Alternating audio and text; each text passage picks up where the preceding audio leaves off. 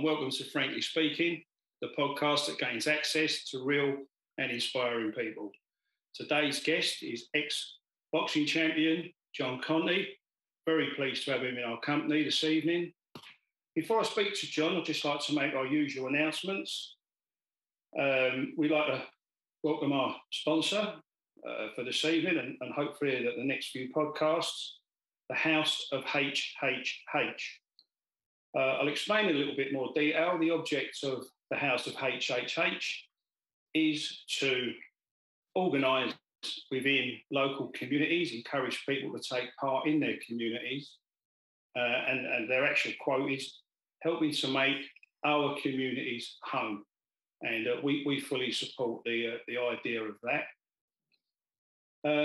We'd like to encourage more people to subscribe to our podcast. If you'd like to leave comments, that's all very good.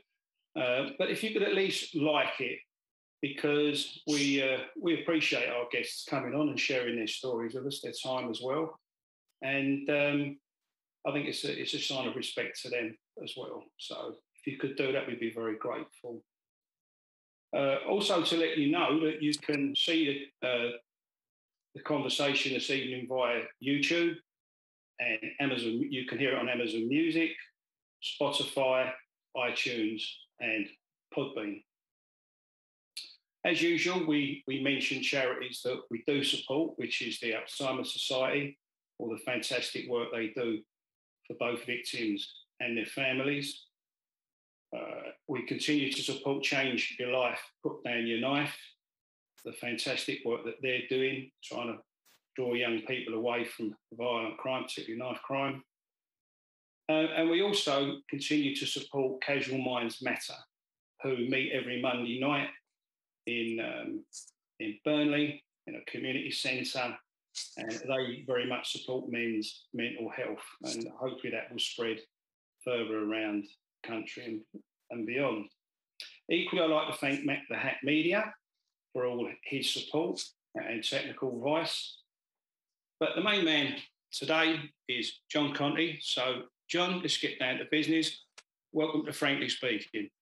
Thanks, Frank. It's great to be here. Thanks very much. Thanks for inviting me. I had the pleasure of meeting John a few weeks back via a couple of friends, Lawrence and Nikki. Very much appreciated the introduction, and we had a good old chat between us. And I was very much hoping that John would agree to come on today, and thankfully he has. So again, John, welcome. John, you've obviously told me a bit about yourself because I really enjoyed the conversation we had together, and you gave me some insight into your life. Very honest about it, very frank about it. But shall we start where you grew up in Liverpool, your family, etc.? Yeah, I was born in Toxteth, Liverpool 1951. And my dad was from Sierra Leone, West Africa, Freetown. He was a merchant seaman. He came over in 1943, met my mother. She was English, from Liverpool. And they got together and we had 10 kids, 8 boys, 2 girls. I left, I was the 4th eldest, and we left Liverpool, Toxteth, when I was in 1955 for the new town, Kirby, which is about 12 miles north. Yeah. So it's a bit like, I always say Milton Keynes, but you got loads of new towns around London. It's so big around the M25. The equivalent, like Welwyn Garden City. Yeah. And So it was like a new town, which was great. I was 4 then. And my dad was showing me a few moves, when I was boxing. He wasn't a boxer himself, but he liked it. He was a welder. And he was showing me a few moves. And I caused him with a left hook when I was 10. And he brought me down to Kirby Amateur Boxing Club, which is based when I was 11 years of age. I joined Kirby, which is just based outside the town in an old disused RAF camp called RAF Fazakerley. All right. And it was run by Charlie Atkinson, Tucker Edrington. Charlie Atkinson was the big guy. He won the George Medal for bravery in the Second World War. He was a sergeant in the Second World War, and he was on the council. So he was very influential in getting the kids sorted and that. And Tucker Edrington, Tommy Singleton, which was Joey Singleton's dad, former featherweight champion, lightweight champion, featherweight champion of Great Britain, Joey Singleton. And Yeah, and Tucker Edmondson, Joey Singleton, Tommy Singleton, and Charlie Atkinson. All right. What was your And school? also Richie Lloyd. I must mention Richie Lloyd, Okay, another guy. A couple of the Lloyd lads. John Lloyd still runs now. His son runs KB ABC now. Richie's son. Brilliant. What was your education like, John? Well, you've asked me a difficult question right away. I'm on the ropes right away. Hang on, where's my lawyer? And you've been on the ropes before. You got off the ropes before. Yeah. No, it was at St. Kevin's, Sacred Heart Junior School. Yeah. I was baptised a Roman Catholic, and that was great. You know, went to church, and I was an altar boy, and then we went to Sacred Heart Junior School in Kirby, and then on to St. Kevin's Senior School, comprehensive. And then I got it. Did you have any interest in school, or was you more of a sporty person? I was a sporty person. Yeah. It was sport. I like history. And that's, as far as the academia was concerned, just history. I like history, castles, soldiers fighting, all that stuff, you know. I liked all that. And the sports. So I played football. I used to play with Terry McDermott, who played for Liverpool and, as you know, in England. His brother Peter was a terrific player as well. But I was left back. This was St. Kevin's, Sacred Heart and St. Kevin's. I played in the team as a left back, like a defender. And it was just a case of blocking them and get the ball to Terry or someone like him, you know, and leave it away. They were fantastic. They were just outstanding, you know. You knew they were going to make it. And, that was... I was in St. Kevin's as a school. And then I got into trouble. I left there. I was 13 and a half. Got into trouble running with a gang and one thing or other in Kirby. And then I ended up in approved school in there for 18 months in Stockport, in approved school, which was really terrific. It was a brand new approved school, so it wasn't a really hard, tough sort of school, but it was a way being away from your family and all that. And that's what it was for, so punishment, you know. But I came out of there, and I was in there for 18 months, and that was it. I came out and sorted me out. Sort of got us an apprenticeship. Had about 6 apprenticeships. I couldn't do it 5 years. Couldn't keep my head together for 5 years. You know, my dad got me a start as a welder, apprentice welder in the shop. You know, but I couldn't do it, you know. You know that you put the machine onto the metal and it sparks up, and you've got the glasses on. Well, I had to have the glasses on to touch it because every time I put the glasses on, it stuck. So you kept sticking, like, you know, they do it. They've got a touch. You learn to touch it. But stuck with that, probably would have got the touch. But I didn't. It was getting on my nerves anyway. I became an odd carrier. I liked the odd carrying on the building site. That was great. That's good for your stamina, isn't it? It was great for the boxing strength. And it was good money. Used to work for Labour Force, building Ponson's holiday camps all over the place. Right. That was great money. And like I said, and then I got into the boxing when I came out of approved school. 13, I just got stuck into the KB ABC. Did they give you the opportunity in approved school to continue any form of boxing? Yeah, David, the sports master there, Mr. Cochran, he was Mr. Corcoran, his name was. He was terrific. He was great, you know, sports guy, you know, tough, hard lad, you know, but he was just nice with the guys, you know, solid with the fellas, like, you know. And he used to like the sport, and he used to like the boxing, but there was no boxing. But there was football, there was cricket, athletics, but there was fishing. I remember I liked the fishing. The only bit of fishing I've done, but I liked it, you know. Fishing was fantastic. You know? So go to, but I never kept with that. So I can appreciate people who fish. It's a fantastic game. He seems to be either fishing or golf.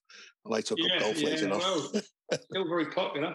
Still very popular fishing. I mean, you know, where we are, I'm very lucky. I wasn't a fisherman as such. So I was one of them aggravating kids who used to throw the weights at the float and tell people they had to buy it. You know, drive them nuts.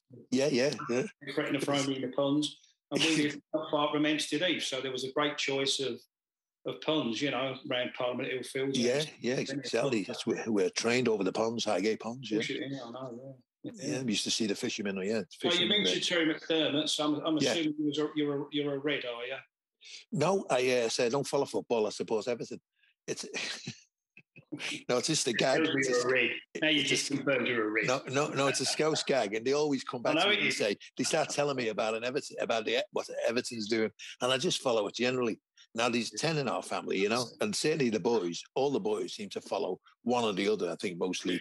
I thought I used to support Everton, and my older brother said, no, he said, when you were a kid, you used to support Liverpool. That's how close I was attached to it, you know. But I used to go to a few matches, and it was, they were outstanding and inspirational at the time, and since then, winning European championships. They're very big in Liverpool, aren't they? Like Chelsea, or the huge ones, the Arsenals, the Liverpools, in European football, and not just Premiership and that. You could give Tottenham a mention there and all, could you, while you're at it? Yeah, what you'd say, I would like to say... Just to keep me and Gary happy, that's all, John. It's funny because that's where I go. If I do usually go, it's usually Tottenham through some business people. Oh, right. Who, in Enfield mainly. They're based in Enfield in a property. They're doing property, you know. And one a mate of mine who owns it, like, you know, he's got a box at Spurs. So he invites me there occasionally, which is great. And as long as I put a beard on and I go, oh, son, how's it going? Sweet as a nut. If I start talking Scouse, they throw me out. Oh, Scouse, what are you doing up here? What are you doing here? Yeah. Get down the other end, especially when they're playing Liverpool or Everton. Well, I'll tell you a short little story. My wife and I had an opportunity in the old stadium a few years ago now, and we were playing Everton, and we always tended to beat Everton. It was almost, you know, a done deal. Yeah. And we were sitting there, and there was some people, two couples either side of us, and they were having their meal, and when the waitress came around, I said, "Here, love, do yourself a favour. Make sure you count the cutlery before they leave." And they took it in good spirit. I mean, they did. But of course, Everton won 1-0, didn't they? So when we came back after the game, it was talk about have to eat humble pie, like, you know. Yeah. We were definitely going to win. I said, we always beat Everton. Yeah. I've learned to keep my mouth shut now, John. I won't say. Well, no, it's the biggest game in the world, isn't it? Football, so it's the greatest game in the world. So yeah, but I just watch it. When did you feel you had an aptitude for the boxing enough to take it very seriously? You know, well, my dad was teaching me when I was 11, Frank, left hook to the body, hook to the chin. I was only 10 or 11, and I couldn't get them onto the chin, get them onto the body, but he could just kept leaning back. And anyway, after about 6 months, I got it. And I came up quick, bang, and I caught him flush on my button, you know, the chin. And he says, okay, he said, you ready for the gym now? You know? So he took me down to the gym. And the same thing happened when I was a kid. They were teaching you all like robots, you know, teaching you technical stuff. They throw a right hand, you move over to your left, it goes over your right shoulder. It's an orthodox fighter anyway. You come up with your left hook to the body and they teach you. And I said, right, I just done that. And the kid went down, you know. And I thought, oh, I've got this, you know. So I liked it, you know, and I sort of, they were just teaching you that way. So I found I had enough aptitude for that, and I liked it, you know. And then it wasn't until I didn't do very good as a schoolboy or as a junior. I got beaten the junior ABA championships in Basildon in Essex in 1968 in the semi-finals. And I came back and the same guy beat Alan Minter in the final, in the same day, the semi-finals in the finals in the same day. And the lad called Bobby Blower, and he boxed me in the afternoon. He stopped me in 2 rounds, and he went on to win the title by either stopping Alan or knocking him out, whatever, in the 3rd round in the final. So Bobby, he was from Wolverhampton. So that's it, but he never went further with it. You know, he really didn't go any for senior or. I went back to Kirby after this defeat, and I thought, hang on. Well, I felt I didn't really apply myself totally. You know, I didn't train really as hard as I could. And they didn't let my mind go totally into on the night of the fight. And so, right, if I'm going to go forward, what are you going to do? Well, I said total, 100% next time. And that was it. So when I was a senior, that was it. Everything didn't tally out with boxing and went in one ear and out the other. It's 24 hours a day, you know, eat, sleep and drink. It was only training twice a day, the gym and the running. But it was a 24-hour day application, and that was it. And I was always I was always reminded of that the Basildon incident, you know, thinking, right, I'm never going to let that happen again. Yeah. What were you like taking a punch? Because I love the idea. I love the idea of boxing, John. I've always liked the idea of boxing, but I've always liked the idea of hitting the other bloke. I've never liked the idea of getting it back. Yeah, I don't think anyone does, you know, but I think you just got it. I don't know. I spoke to some medical people, you know more about it than me, but they were talking about the thickness of the jaw or the skull around protecting the brain or something that affects you, you know, so you can hit some guys with a hammer and they don't go over, you know. And you can hit someone's with a light punch and they get knocked out, you know. And the doctor was explaining. I asked the doctor, well, what is it? What's that to do with, like, you know? And he's explaining it to me a bit, you know. And I think it was about the jawbone or the bone protecting the brain, you know. Right. But I had a good chin. I was okay. I could take a shot, you know. And also I didn't take a lot of shots. Number one, because I was primarily a boxer. So a great boxer, that's why I was thinking a great boxer will beat a great fighter, 8 out of 10. And I'm talking greats, not just world champions. Because why? Because a great boxer is a great fighter. No matter how great a boxer you are, you got to stand toe-to-toe with them in the middle of the ring, trade blow for blow, somewhere along that fight. That's going to happen. These are the good fighters, the great fighters, you know. They're not just going to let you run around the ring, you know. So you got to cut down, you fight them, you know. And then if they're still there in front of you, you can move. You got more tools in the bag. I think you're the greater general. Whereas the pure fighters, in your chest, there's only one way to go, in your chest. So that's why I think, you know, Rocky Marciano, Joe Frazier, like I said, 8 out of 10. He beat Muhammad Ali the first time, the Rocky Marcianos, all these great fighters. And then Ali beat him twice after that. But that's why I think Muhammad Ali was the greatest because of that. And then my ideal fighter was Joe Louis. Right. He was like, he was my idol, was Joe Louis. 25 consecutive defenses of the heavyweight championship when there was only one version of the title with only 8 weight divisions.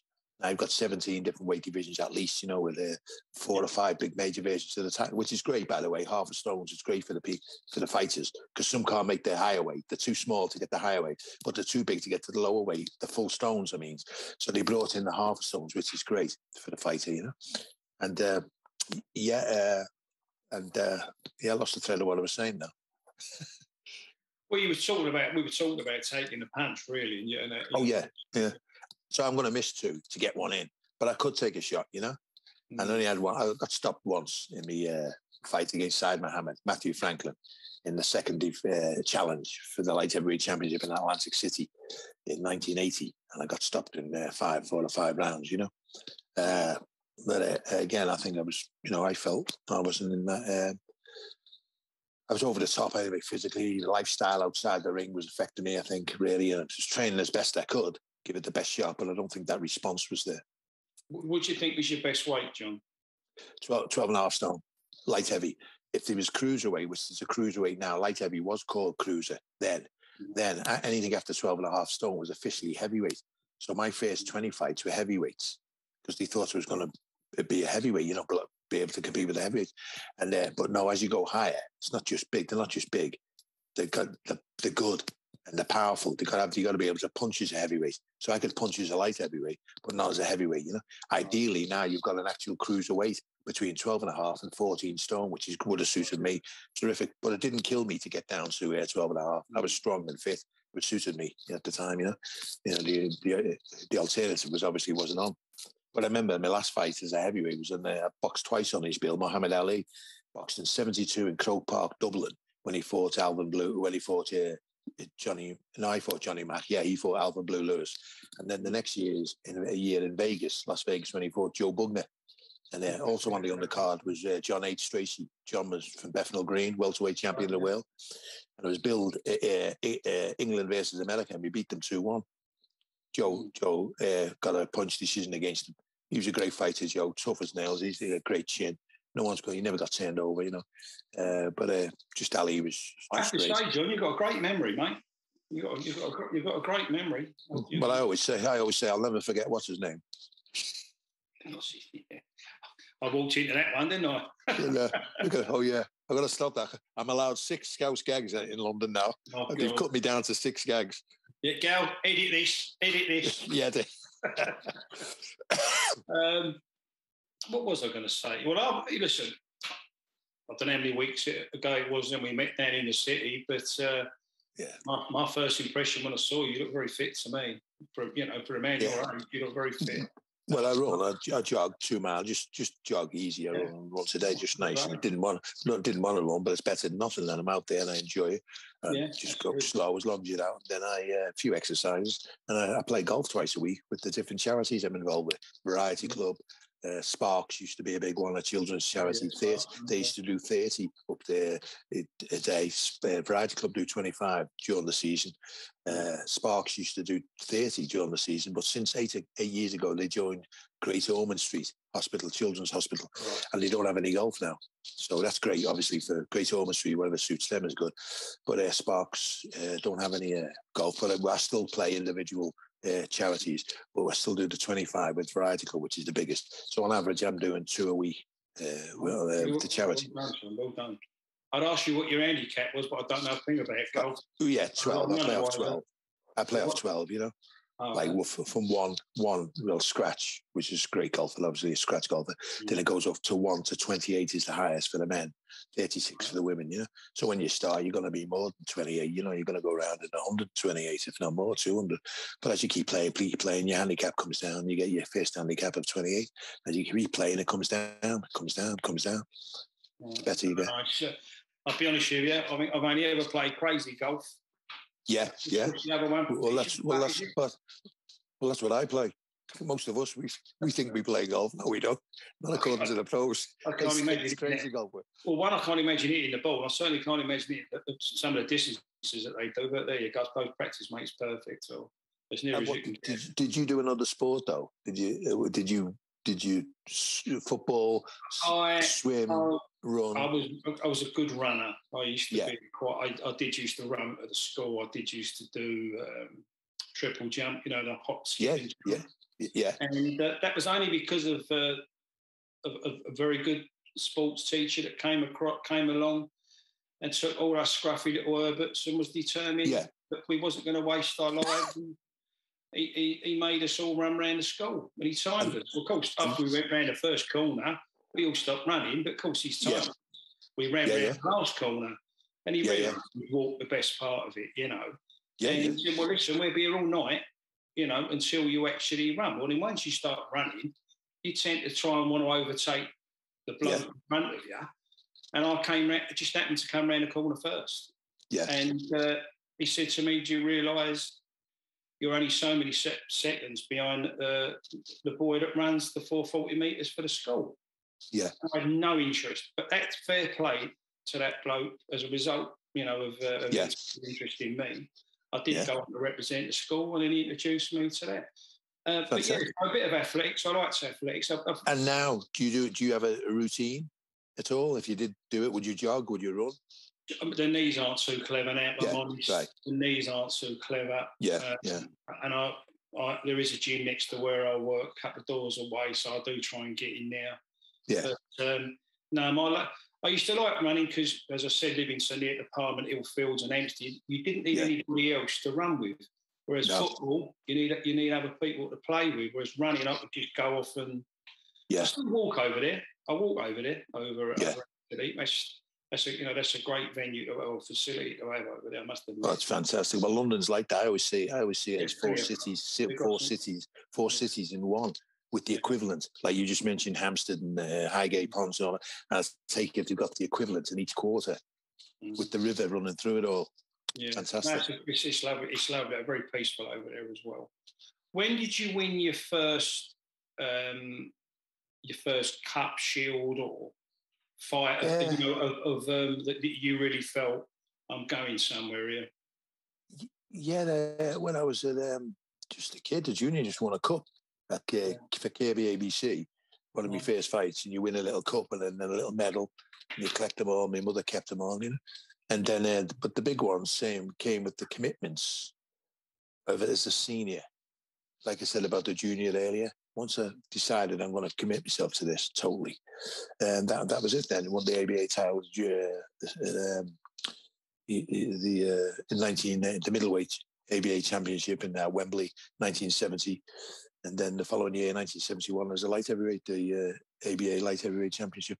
So they were the big ones I got. And then in 1970, I went up to Edinburgh and represented England in the Commonwealth Games, where I won a gold medal.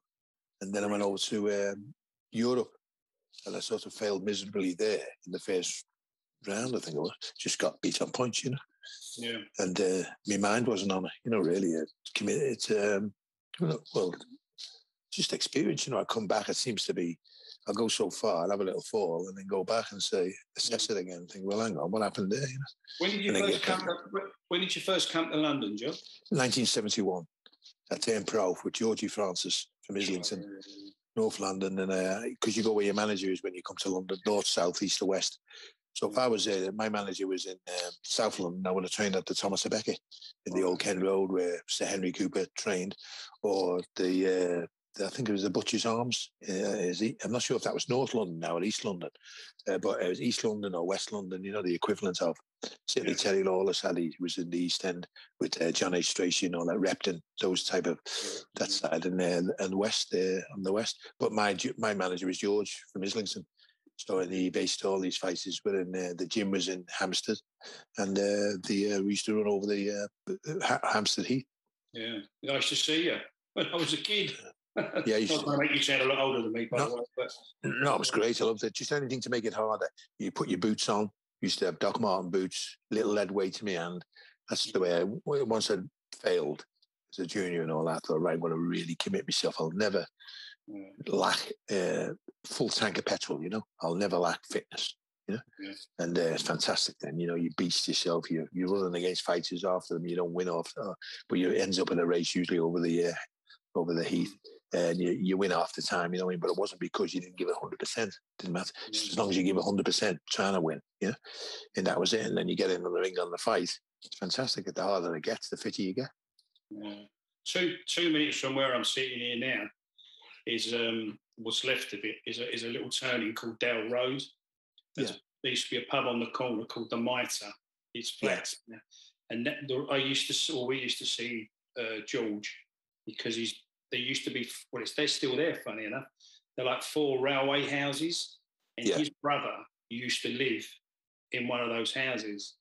And right opposite where I am now, on the other side, it's all flats now, but when that was houses, there was a big family, the Joneses, and they were related to George. So from our point of view, he was probably the most famous person we got on to meet. And then when you came to London, and as I say, some of us would see you over Hampstead Heath, and we'd see you down Queen's Crescent. In fact, for years, I remember there was a dry cleaners. Yeah, used to go there all the time. You show your photo up on the walls. Yeah, I used to get it. It was fantastic. Yeah, and George, Billy had because George was in Covent Garden. You know, he was a Covent Garden porter, George, and Billy was still had his stall. You know, in Queen's Crescent, market there. So he used to go there a lot. And, it was fantastic. The market's still there, but obviously it's changed. When it used to have the likes of Woolworths and the Co-op, Sainsbury's, Home and Colonial, and most of the costermongers are gone now. There's only actually one stall that would sell fruit and veg, you know, whereas, God, there'd be dozens of them, and butchers, you know, there was half a dozen butchers down there at one stage. Yeah. It's physically still there, but it's not as vibrant as it once was, because people have moved on, you know, people have made their money. Yeah. Supermarkets have taken a lot of trade away. And again, I'm literally 3 minutes away from the Crescent. Yeah, George got me a flat. When I first came down 71 for about 6 months, I was in Muswell Hill. And then he got me a flat near the Run, just off Highgate Road, Crofttown Road, Highgate Road. Yeah. And then he also had great fighters. He was training at the time, Bunny Sterling, middleweight champion of Great Britain, Bunny Johnson, Pat McCann, Lenny Gibbs, great fighters, you know. And other lads, I forget his name, Riley. His name is Ryan. Excuse me, his first name, I just forget. But they were great fighters, you know. And George used to train. So that's the camp I joined. So I had great sparring as well. With great champions, which brings you on. As you know, the better the people you're training with, the better you're going to be. Yeah. So obviously, with your talent, with your skills, that obviously brought you a lot of attention, and obviously, I'm assuming a pretty decent social life that goes with that as well, in between your training, and then we're basically moving on to that can be a positive, but sometimes that could be a negative as well. And you know, Yeah. and we had a discussion about that, and I thought you was very honest and open about that. In fact, I know where you went later that evening. You was that open about it. Yeah. So clearly we're talking about alcohol and the effects of alcohol and how that can lead to problems and. Yeah, when I come to London, London offered everything. London is fantastic, greatest city in the world. You come here and, excuse me, and it's everything. You can get anything you want, but everything you get is fantastic. It accommodates everything, And that was it. So you win the titles, you got everything there to do your job, your profession, whatever it is you're in the capital, and also the enjoyment of it, spend the money and have a good time, great place. And that's what I loved. That's what I come down for. Because when I was in Liverpool, I didn't have the money, and I wanted to have a good drink, party and all that. And they said, but I didn't have the money. I was an odd carrier. And they said, what should I do? They said, well, why don't you take up boxing? You can go down to London and get the money. Yeah. I didn't particularly want to box, but I wanted a good time. So I thought, okay. So I came down to London. I got the money. I started having a good time. When I was having a good time down here, he said, what are you doing? I said, well, you said have a good time. He said, we didn't think you were going to make it. But, so they inspire you, but it's your discipline. Obviously, you got to keep on the right side. But it was great anyway, and all the highs and the lows and all the rest of it. It's like a fight, isn't it? You're watching a fight, same thing. You're not gonna miss all the shots. And but yeah, it was just a great buzz, fantastic, and still is. I watch all the young people now around the place and coming up, and saying we've been there. Driving in any business they're in, whatever their talents are. What stage did you feel that the socialising, the drinking in particular, was having a detrimental effect on you? Well, it was great. It was my friend that got me up there. I loved it. Loved it in Liverpool when I was a kid. To drink, to booze. It's fantastic. He was gift of God that gladdens the heart. Crushed grapes. 9 out of 10 are safe drinkers. Some are bad drinkers, but they have enough trouble. You'll cut down or stop altogether. But the one, me, once I can stop, I can't. Once I cross the line, I can stop, I can't stay stopped. Once I stop. I can't stay stopped. Once I start, I can't stop. Because of an allergy of the body, a physical allergy. A normal body gets rid of booze 1 ounce an hour. Metabolizes booze 1 ounce an hour from the enzymes or whatever. I've got this from some people, ex-alcoholics, who was sober, gone through the program. They went through the program, specific program to get it sorted, and they talk about. He says that's it. Normal people, if the enzymes metabolize booze 1 ounce an hour, and they say the only time you see normal people drunk is that they choose to get drunk. As I used to choose when I was developing the enzymes and the quality and quantity. He says, like I said, if you have a problem with it, 9 out of 10, they'll cut down. The bad drinkers cut down or stop altogether. If you don't produce it, if you're not getting rid of it 1 ounce an hour in your body, it physically craves another one. 2, 4, 8, 16, 32, 64. They say this would be academic if you didn't take the first thing that's going to trigger off the allergy. Hay fever sufferers don't have an obsession to sniff flowers. No, that's fair comment. They're not smitten with the double-edged sword, the insane urge to take the thing that's going to trigger off the allergy, the problem senses in the alcoholic's mind. I'd walked my mind into such an obsession for destructive drinking, only an act of providence could relieve it. At a certain emotional moment, I'll have no mental defense from taking the first drink. That defense must come from a power greater than myself. And I was using that power trying to stay stopped. Same power won me world title. Never give up, 100%. God helps them who helps themselves. When I talk about God, I talk about God as I understand them. How anybody else understands them, that's their business, But so that's it. Never give up, 100%. I rocketed up there in 3 years as a pro and also as a senior before that.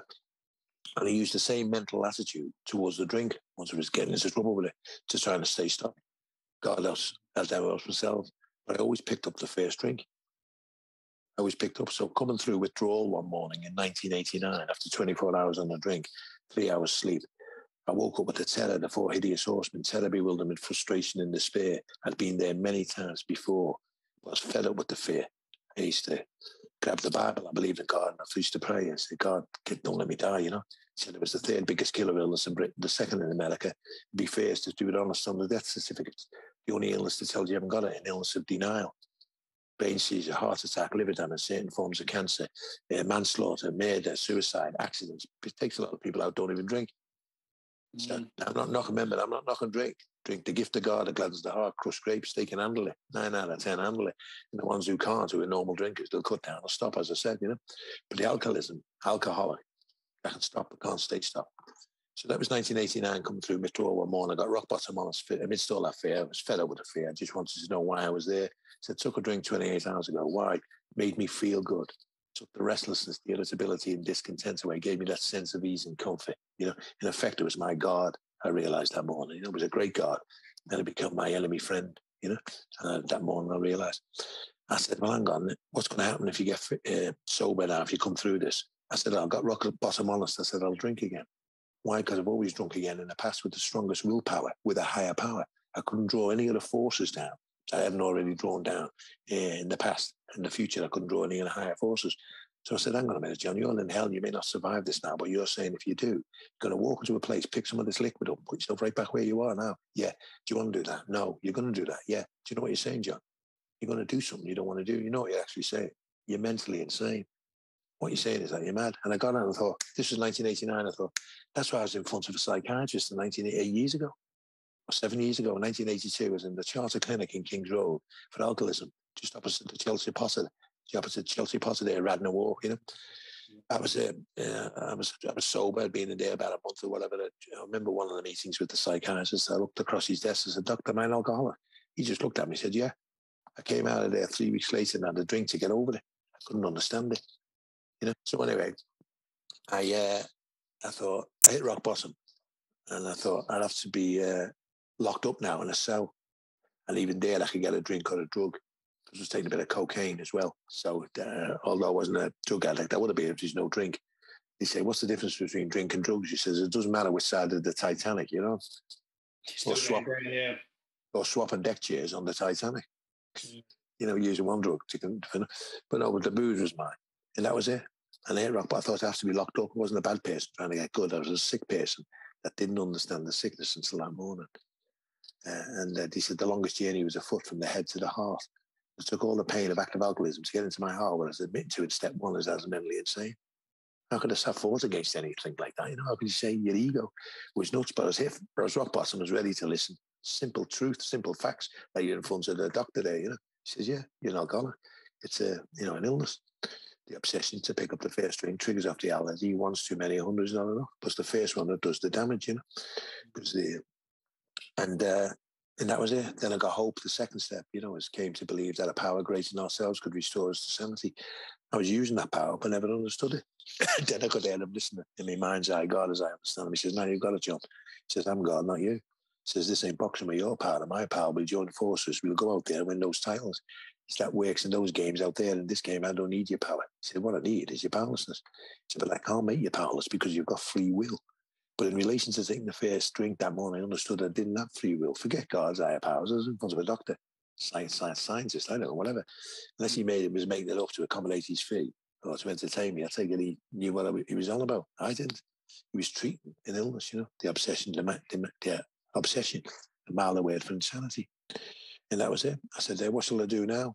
Third step, he said, what I've been telling you to do for the last 5.5 years. I said, I don't want to. He said, I know. He said, but go, because that's where it'll get you healed. Now I understood opposites, paradox, unconditional surrender to win, throw the towel in. I was knocked out before I got in the ring with alcohol. It wasn't in the glass, wasn't in my hand, it was in my head. Completely opposite to the boxing. Never throw the towel in, never give up. With the same God. Two completely stiff states of mind. One, never surrender. When unconditional surrender, and they're with the same God, with the same result, 2 wins. Two completely opposite states of mind, and win do you attend any ministry at all? No. I go to loads of meetings, you know what I mean? So it's a gag, which is true in a way. Well, I was at one this morning, and he said, how many meetings do you go? I said, it's alcoholic. He says, I go to 7 meetings a week. 7 meetings a week? He says, you need to go to that many meetings? He says, nah. He says, I only need to go to one. He said, why do you go to so many? He says, I don't know which one. Keep bringing the body, the head will eventually follow. Yeah. My head will get me drunk, my feet will get me sober.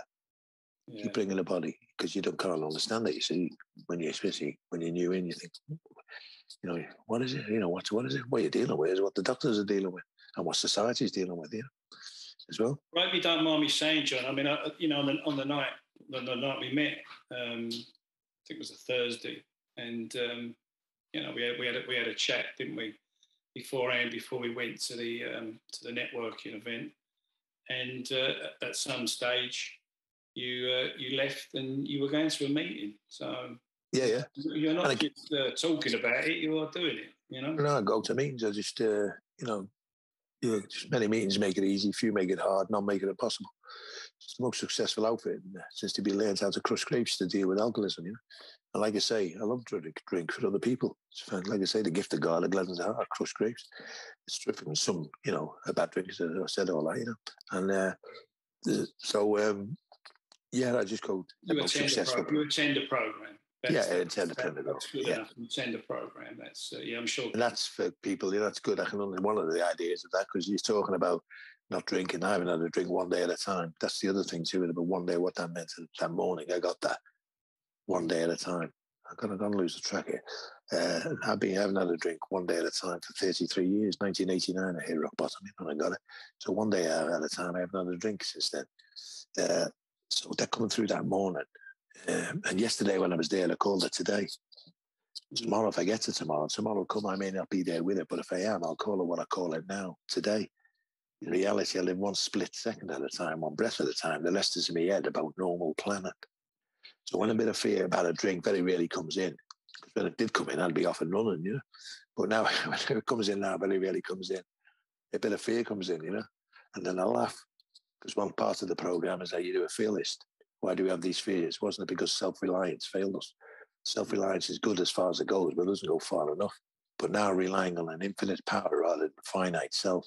When fear comes in, I just say, God, remove my fear and direct my attention to what you'd have me be at once. I begin to outgrow fear. It doesn't go. I just deal with the faith, you know, whatever my belief is. And that's it. When I believe in a higher power, you know. So that's it. So that's it. So like I said, I can't, he can. So I'll let him to perfect step. It's your new trainer, John, isn't it? Yeah. Well, he said. Well, I remember a fella once said to me, he says, John, he says, you used to be in the boxing ring. He said, but now you're in the spiritual ring. He said, but it's much harder. He said, because when the bell goes, what's coming out the opposite corner is you. Mm. Yeah. Old self versus new. I mean, I had a lot of that. Shadow boxing, you know. They call it boxing, shadow boxing, you know. And you can never beat it, you know. You can never beat your shadow because you're trying to fight it all the time. It was aggravating. But you replace it with the opponents, obviously, you know. Yeah. But it's shadow boxing, you pretend to attack something real. But in this case, it's yourself. Do you have an opportunity to pass on, you know, your wisdom? The spirit with the meetings? Yeah. Started off in 1939 in New York. What's his name? Shares, what do you call it? Stockbroker. And then a physician. When in Akron, Ohio, New York, in Akron, he met this fella and he was sharing in New York with a Christian outfit, the Oxford groups, you know, he was going to. Yes. And he was staying stopped. He was staying stopped. And he went to Akron on a deal. And he wanted to take a drink. He realised he'd be talking to someone. It's kept him sober.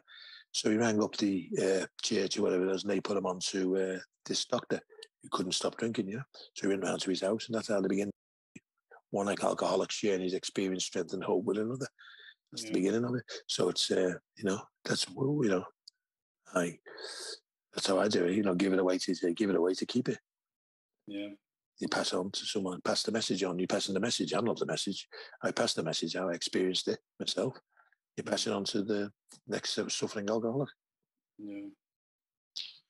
Well, John, I have to say you've been very frank with us, and I keep saying Frank. I'm Frank. You're John. Yeah. I keep saying Frank, but no, you've been very honest and open with us, and I certainly appreciate that. And that's why we say that the guests that we like to come on to Frankly Speaking to be real and inspiring. And I don't think we've had a guest yet that hasn't been real and inspiring. And you've certainly been real and inspiring, and really appreciate you coming on.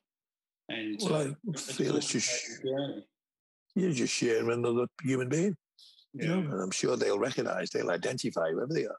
as a human being in whatever area. You know, it doesn't have to be alcoholics. It's the human condition, isn't it? What's you know, what's not a problem to me may be a problem to somebody else, and what's not a problem to them is a problem to me.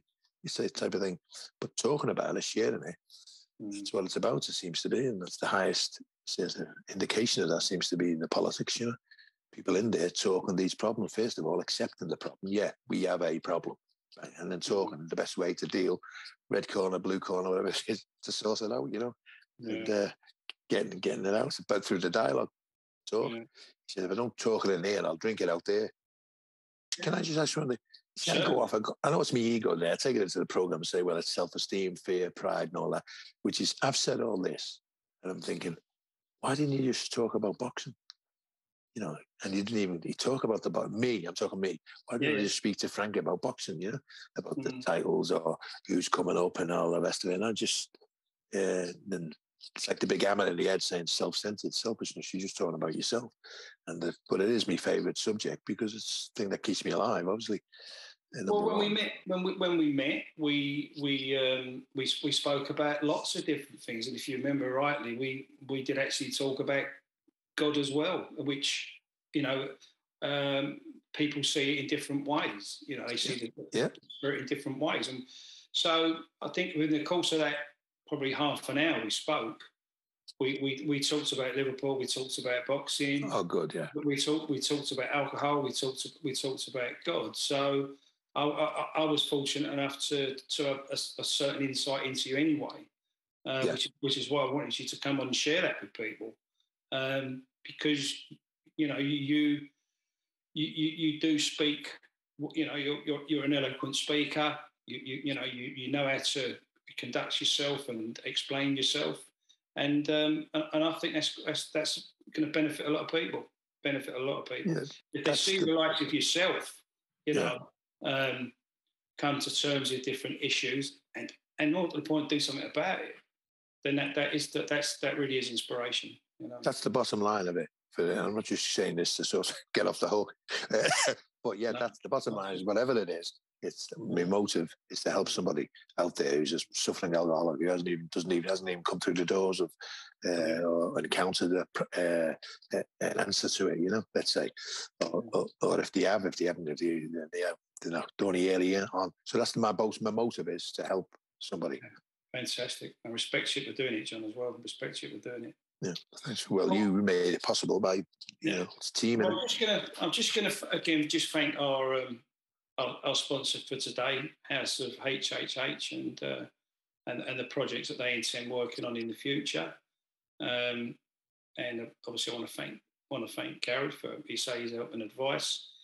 The charities that we support, we try to encourage people to support Alzheimer's and put down change your life, put down your knife, and again, casual minds matter. But today's been about John, Mr. John Conteh, and we really appreciate him coming on and sharing those experiences and his knowledge. And it's not every day you get to talk to a boxing champion. So I've particularly enjoyed it, John. And I hope we meet up again sometime soon. So I wish you all the best. You stay out for 5 minutes. We'll what we need to sort out. Lovely. John. Okay, Frank. Cheers, Bill. Thanks. Top man.